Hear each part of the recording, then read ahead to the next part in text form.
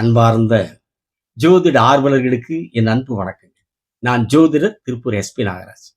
இன்னைக்கு நம்ம என்ன பார்க்கலாங்கன்னீங்கன்னா, ஜாதகத்துல லக்னத்துக்கு 10ஆம் பாவாதிபதி லக்னத்துக்கு 6ஆம் பாவத்தில் இருந்தால் என்ன பலன்களை தரும் அப்படிங்கிறத பார்க்கலாங்களா? அதுக்கு முதல்ல ஒரு தகவலை சொல்லிடுறேங்க.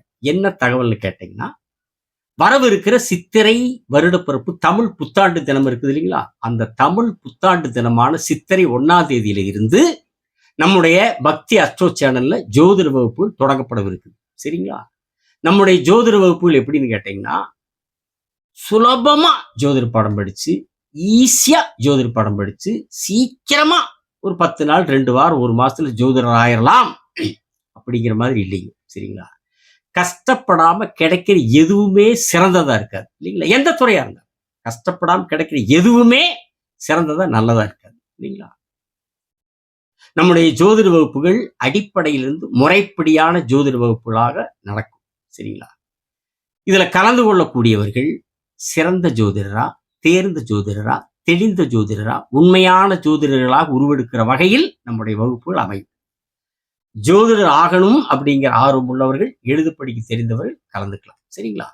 இதுக்குண்டான நியதிகள் என்னங்கிறத பங்குனி மாச தொடக்கத்துல நான் சொல்லிடுறேன். சரிங்களா? சரி, 10ஆம் பாவதி 6ஆம் பாவத்தில் இருந்தா என்ன பலன் தரும்? அரசு வேலை யோகத்தை தரும். சரிங்களா? லக்னத்துக்கு 10ஆம் பாவதி லக்னத்துக்கு 6ஆம் பாவத்தில் இருந்தால் அரசு வேலை யோகத்தை தரும். அடுத்ததா பார்த்தீங்கன்னா, உணவுத்துறை சார்ந்த உணவுப் பொருள் சார்ந்த துறைகள்ல வேலை செய்யக்கூடிய பணியாற்றக்கூடிய அமைப்பு தரும். அதுக்கடுத்து பார்த்தீங்கன்னா, மருத்துவராகக்கூடிய அமைப்பு தரும். 10ஆம் தேதி 6 இருக்கிற போது மருத்துவராகக்கூடிய அமைப்பை தரும், அல்லது மருத்துவத்துறை சார்ந்த அமைப்புகள்ல பணியாற்றக்கூடிய வேலை செய்யக்கூடிய அமைப்பு தரும். சரிங்களா? அடுத்து பார்த்தீங்கன்னா, வழக்கறிஞர் வக்கீலாகக்கூடிய அமைப்பு தரும். சரிங்களா? அடுத்து பார்த்தீங்கன்னா, வட்டி தொழில் அப்படிங்கிற ஃபைனான்ஸ் வட்டி தொழில் செய்யக்கூடிய அமைப்பு தரும். அடுத்து பார்த்தீங்கன்னா, இராணுவத்தில் வேலை செய்யக்கூடிய அமைப்பு தரும். சரிங்களா? அடுத்து பார்த்தீங்கன்னா, உடற்பயிற்சி ஆசிரியர் அல்லது யோகாசன ஆசிரியர், இந்த மாதிரி அமைப்புகள்ல பணியாற்றக்கூடிய அமைப்பு தரும். இது 10ஆம் பாவாதிபதி 6ல் இருக்கிற ஜாதகர்களுக்கு கிடைக்கக்கூடிய அமைப்பு.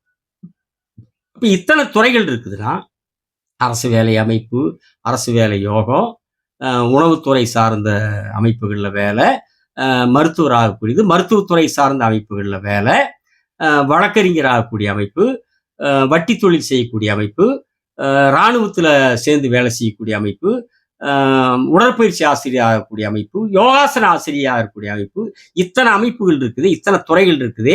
10ஆவது 6 இருக்கிற ஜாதகர்கள் எல்லா ஜாதகர்களும் இப்படி எல்லா துறையிலும் இருப்பாங்களா அப்படின்னு கேட்டா அப்படி இல்லை.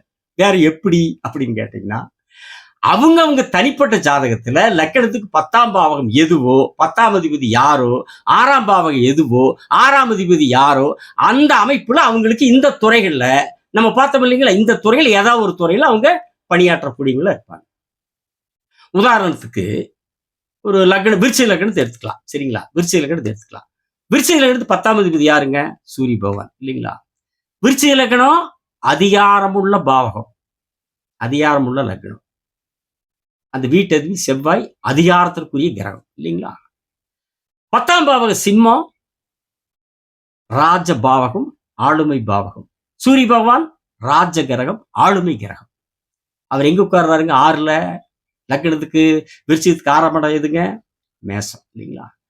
அது செவ்வாயோட வீடு தான். 2க்கு அதிபதி செவ்வாயா தான். அப்ப அது விருச்சகம் மேசம் ரெண்டுமே அதிகாரமுள்ள பாவகம், 2க்கும் அதிபதியான செவ்வாய் அதிகாரமுள்ள கிரகம். அங்க போய் 10ல 6ல போய் 10ஆம் அதிபதியான சூரியன் ராஜ கிரகம், ஆளுமை கிரகம் போய் உட்கார்றாரு. சரிங்களா? அது எப்படிங்க? உச்சமாகிறார்.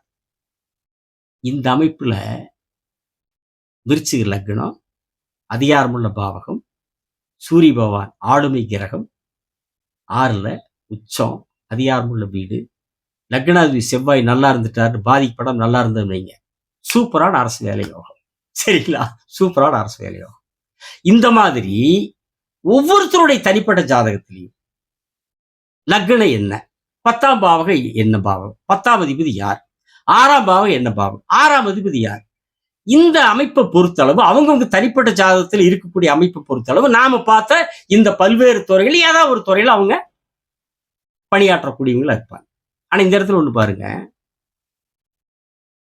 10வது விதி 6ல இருந்தா கூட, அவங்க இந்த துறைகள் இல்லாம, அவங்க தனிப்பட்ட ஜாதகத்துல வேற கிரகங்களுடைய அமைப்புகளுடைய அமைப்புல, வேற துறையில் இருக்கக்கூடிய அமைப்பும் இருக்கும். ஏன்னா, ஒரு மனிதன் வந்து பணம் சம்பாதிக்கிறதுக்கு ஜாதகத்துல பல்வேறு அம்சங்கள் இருக்கு. ஒவ்வொரு ஜாதகத்திலயும் இருக்கு.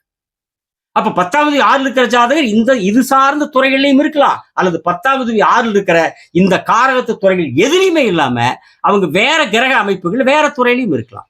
வேற துறையில இருக்கலாம். இது ஜோதிட அமைப்பு. ஆனா ஒண்ணுங்க, எந்த துறையில் இருந்தாலும் 10வது விதி 6ல் இருக்கிறவங்களுக்கு ஒரு விதி எல்லாத்துக்கும் பொதுவான விதி ஒரு விதி. பொதுவான எல்லாத்துக்கும் ஒரு விதி பொதுவான விதி. என்ன விதின்னு கேட்டீங்கன்னா, 10வது விதி 6ஆம் பாவத்தில் இருக்கிற ஜாதகர்கள் சொந்த தொழில் செய்யறத தவிர்த்தரணும். சொந்த தொழில் ஆகாது. சரியா வராது.